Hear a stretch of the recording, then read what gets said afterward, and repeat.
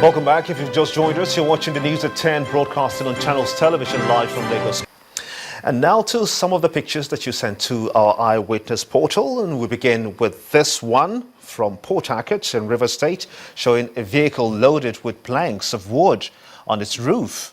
Our eyewitness reporter is asking men of the Federal Road Safety Corps, the FRSC, to go after such drivers.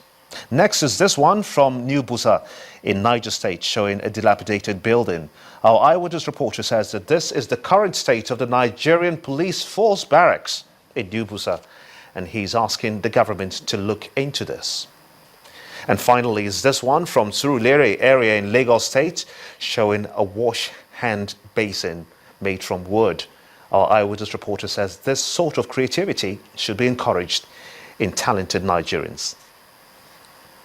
We do sincerely thank you indeed for sending in those eyewitness reports, as we ask that you keep them coming. And yes, indeed, one eye reporter that has been following, we have been following actually, is a young man from Ogara in Delta State who has been trying his hands on some mechanical innovations, talking about aircraft manufacturing. His eye report caught our attention and our interest, and we decided to see things for ourselves. Our correspondent, Chris Elams, went there. Delta State, Nigeria is our destination. Ogara, to be precise, in search of Agogo, who sent in this picture of some of his airplane. It's a quiet town, and the area presents not the faintest inkling of a creative hub. Eventually, we were able to locate the residents of Agogo.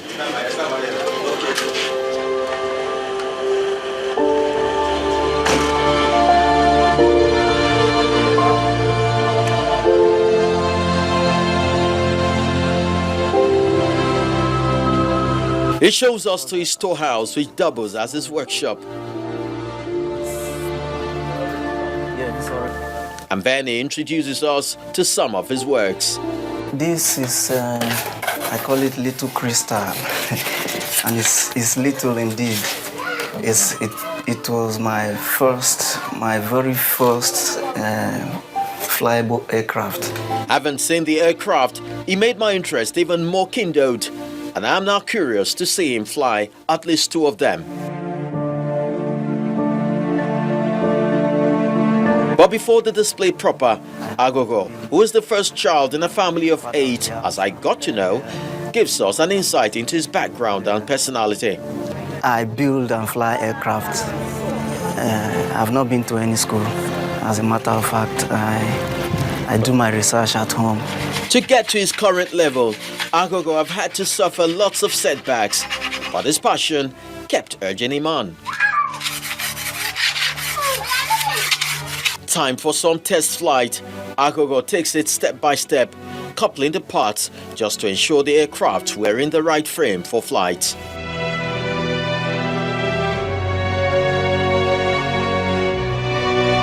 I need to charge the inbuilt battery that will power the electronics here.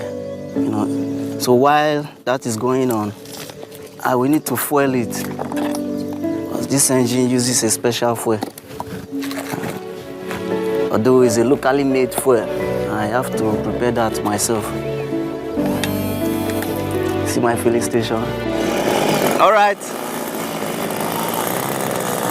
Right of the green, cleared for takeoff. Let's go.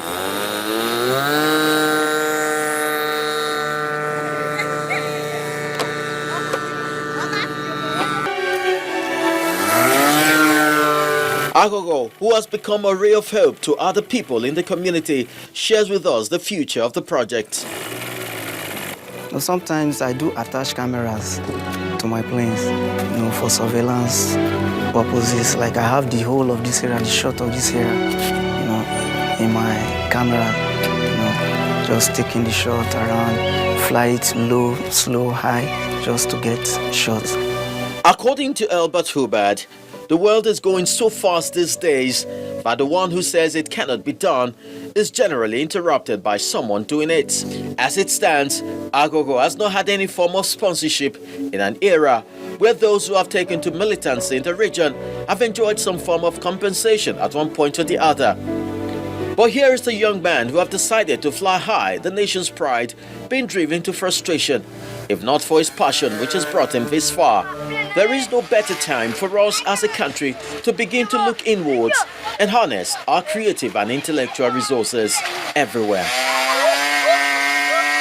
Chris Elams, Channels Television News.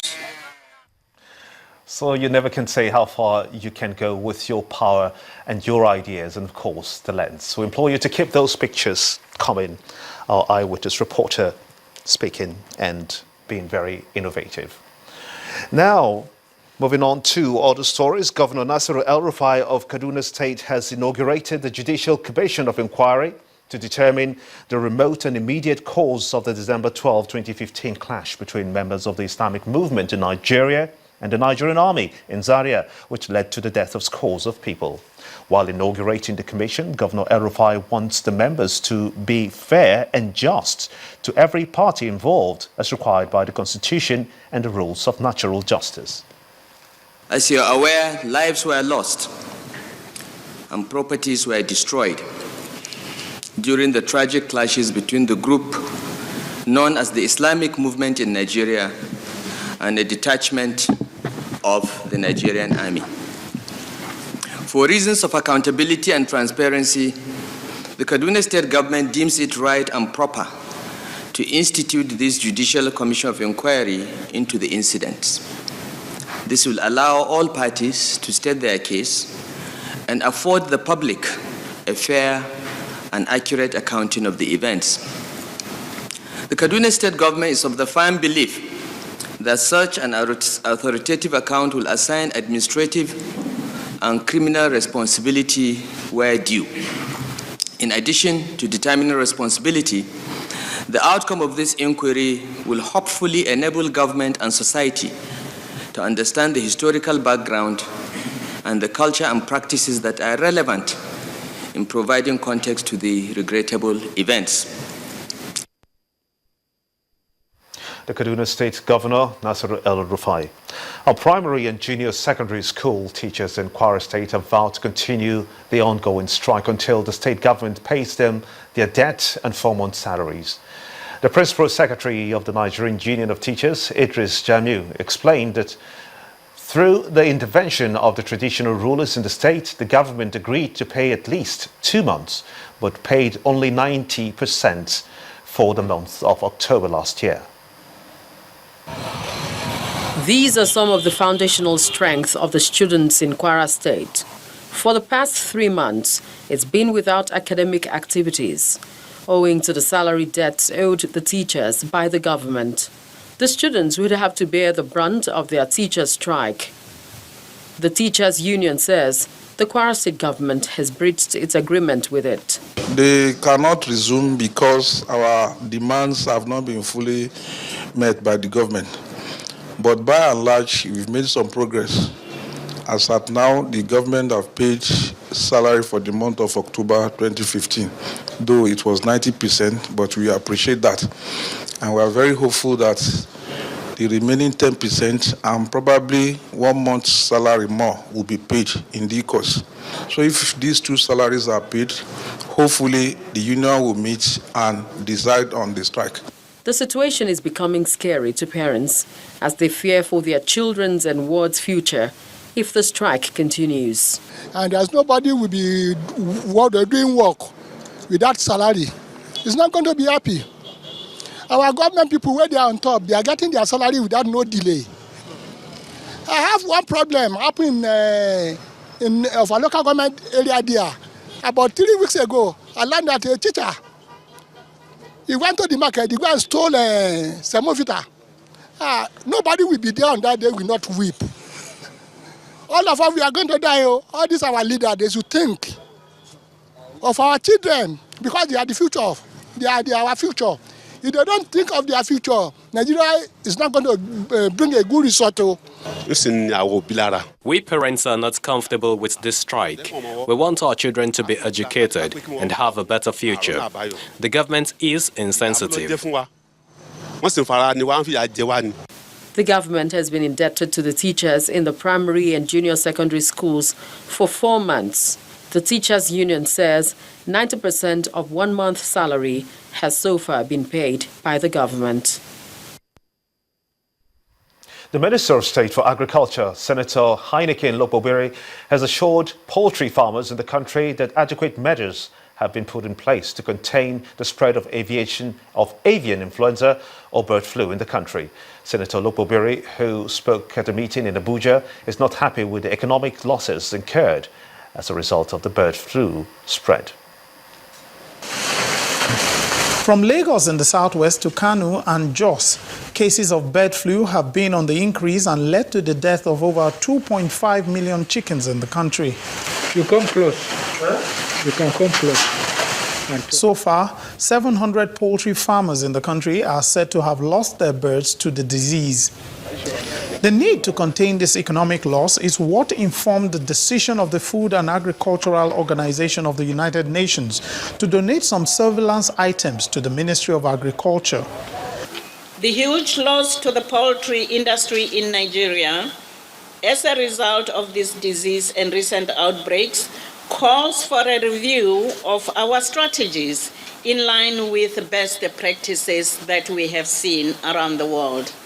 Deployment of sufficient resources to fight the current infection is paramount, as well as continued cooperation of all the poultry industry actors. More efforts are needed, Honorable Minister, and I would like to emphasize, particularly by the state governments. While so many poultry farmers may have lost their means of livelihood owing to the bird flu outbreak, government officials promise to take up action that will assist them check future occurrence. So we will do everything possible to contain it. We will also plead that you shouldn't be tired, in your quest to support the ministry. This is so much, but it may not be enough, because we have a mandate to ensure that we take care of the whole 180 million people.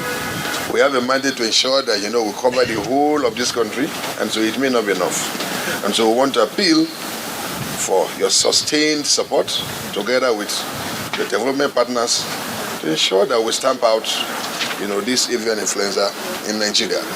Some of the risk factors that lead to the spread of avian influenza include poor biosecurity and movement of poultry products from infected farms. The consensus here, however, is that strict surveillance and control measures must be put in place to stamp out the disease. And when the News at 10 returns, business mogul Alhaji Aliko Dangote preaches the gospel of entrepreneurship. That's on Business News. Join us again.